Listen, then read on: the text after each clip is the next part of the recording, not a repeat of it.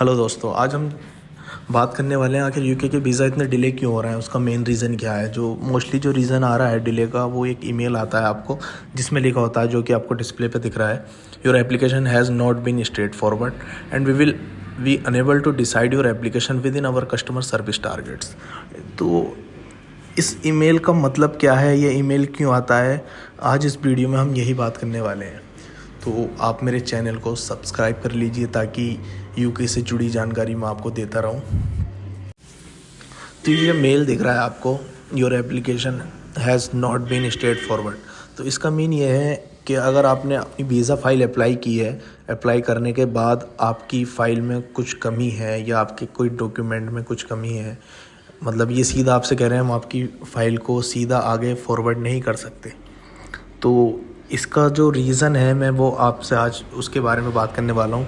इसका रीज़न क्या रहते हैं, तो इसके अगर हम रीज़न की ओर चलें तो मोस्टली केसेस में क्या होता है कि आपका जो टीबी टेस्ट है, अपने टीबी टेस्ट अपलोड कराते हैं तो वो टीबी टेस्ट जो है क्लियर शो नहीं होता उनको, तो वो ये रीज़न डाल देते हैं, नोट स्ट्रेट फॉरवर्ड का ईमेल आपको डाल देते हैं। दूसरा, आपका कोई डॉक्यूमेंट मिस होता है या फिर एडिशनल डॉक्यूमेंट की रिक्वायरमेंट रहती है, लाइक फाइनेंशियल डॉक्यूमेंट या कोई आपकी मार्कशीट, ट्रांसक्रिप्ट वगैरह कुछ रहता है, तो उसकी रिक्वायरमेंट के लिए भी ये आपको मेल आ जाता है। जो आपका थर्ड रीज़न है, फाइनेंशियल डॉक्यूमेंट वेरिफिकेशन, ये जो है मेन रीज़न रह रहा है अभी 2023 से।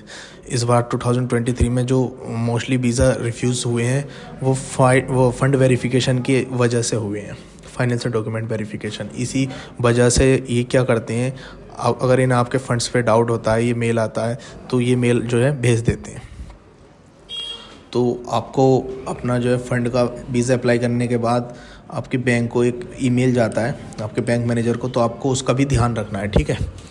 अब नेक्स्ट क्या रीज़न हो सकता है, इसका रीज़न यूनिवर्सिटी में आपने मान लो 50% से कम फ़ीस जमा करी है, तो फिर इन्हें डाउट होता है कि यार स्टूडेंट पढ़ने नहीं जा रहा है, क्योंकि कम फ़ीस जमा करके स्टूडेंट क्या करते हैं, वहाँ पढ़ाई छोड़ देते हैं और इलीगल होकर काम करने लगते हैं, ठीक है। तो इस 50% से कम फ़ीस होने पे भी ये NSF का ईमेल जो है आपको आ जाता है। ये सिर्फ मैं एक वो बता रहा हूँ एक्सपीरियंस, ऐसा कोई कंफर्म नहीं है, मैंने जो केस देखे हैं उन केसों को देख के बता रहा हूँ। तो यहाँ मैं आपको बता देता हूँ, ये पॉइंट कोई कंफर्म पॉइंट नहीं है, मैं सिर्फ आपसे अपना एक्सपीरियंस शेयर कर रहा हूँ, ठीक है। और हमारा जो 5वां पॉइंट है वो डाउट्स, किसी भी तरीके का उन्हें आपकी फ़ाइल पे डाउट्स है तो वो तब भी आपका जो है नोट स्ट्रेट फॉरवर्ड में जो है ईमेल आपको भेज देते हैं। अब ये जो मैंने 5 पॉइंट बताए, ये तो तब होगा जब आपकी तरफ से कुछ मिस होगा या उन्हें डाउट होगा, ठीक है। अब मैं आपको एक चीज़ और क्लियर कर देता हूँ, अगर इन टॉपिक में से किसी वजह से आपको नोट स्ट्रेट फॉरवर्ड का ईमेल आता है तब थोड़ा चिंता का विषय है, मतलब थोड़ा सोचने वाली बात है, क्योंकि कुछ भी हो सकता है। ऐसे में आपका फ़ाइल ज़्यादा लंबे टाइम के लिए भी अटक सकती है, आपका पेंडिंग में पड़ सकता है वीज़ा, अगर इन पॉइंटों में से आता है। अगर ये पॉइंट नहीं होते, क्या करते हैं ये लोग, इनके पास एप्लीकेशन बहुत ज़्यादा हो जाती हैं, बहुत, इस टाइम यूके के वीज़ा बहुत फाइल हो रहे हैं, तो क्या करना है इनको, सबका जो सब प्योरिटी सर्विस ले रहे हैं, अब सबको 5 वर्किंग डेज़ में डिसीजन नहीं दे सकते, तो क्या करते हैं 50% या 40% फाइलों को खुद अपनी मर्ज़ी से नोट स्ट्रेट फॉरवर्ड में डाल देते हैं, जिससे क्या हो, आप उनको ज़्यादा पंगे ना करें, ज़्यादा मेल ना करें, डिस्टर्ब ना करें, ठीक है। तो ये तो हो गए रीज़न्स, किस रीज़न से जो है अब हमारे पास ये ईमेल आता है। अब हम चलते हैं थोड़ा सा आगे नेक्स्ट टॉपिक की ओर कि इसका सॉल्यूशन क्या है।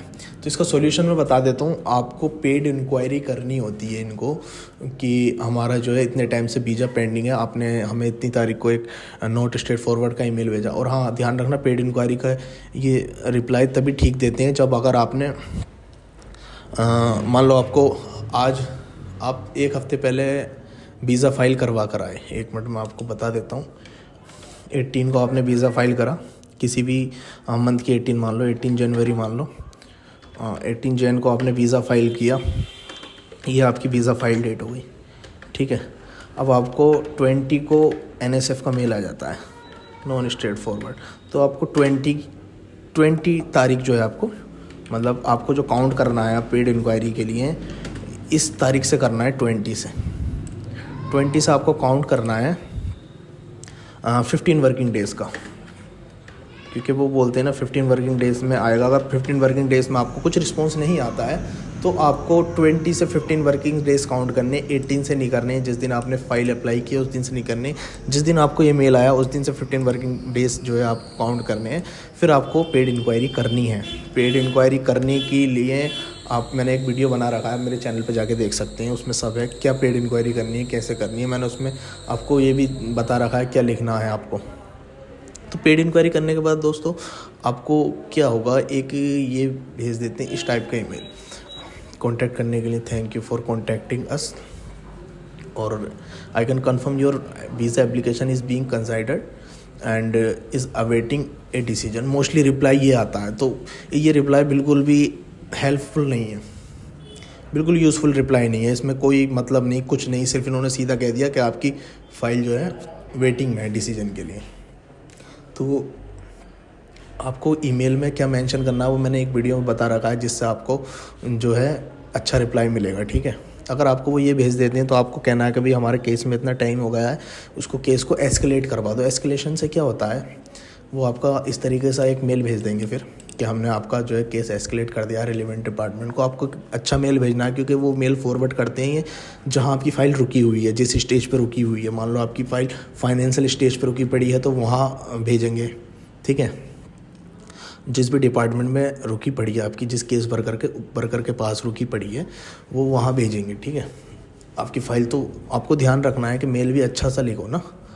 और ये इस तरीके का मेल आपको अगर आ जाता है एस्केलेशन का, तो ये आपके लिए बहुत अच्छी बात है। एस्केलेशन जो ईमेल होता है इसका मतलब ये होता है कि आपका केस जो है, आपकी फ़ाइल अगर नीचे दब गई होगी कहीं तो वो ऊपर आ जाएगी। फिर आपको विदिन 1 वीक जो है, वैसे 15 वर्किंग डेज़ देते हैं, लेकिन मैं जो बता रहा हूँ आपको विदिन 1 वीक आपको 99% रिस्पॉन्स मिल जाएगा, ठीक है। और एक चीज़ मैं आपको और बता देता हूँ, अगर नॉट स्टेट फॉरवर्ड का ईमेल आपके पास आया है तो brother sister be prepared for interview. Interview के लिए आप प्रिपेयर्ड रहें, क्योंकि इंटरव्यू 80 से 90% आते ही आता है, ठीक है। इंटरव्यू के लिए प्रिपेयर्ड रहें। इंटरव्यू कोई इतना बड़ा नहीं है, इंटरव्यू का भी मैंने वीडियो बना रखा है अपने चैनल पे।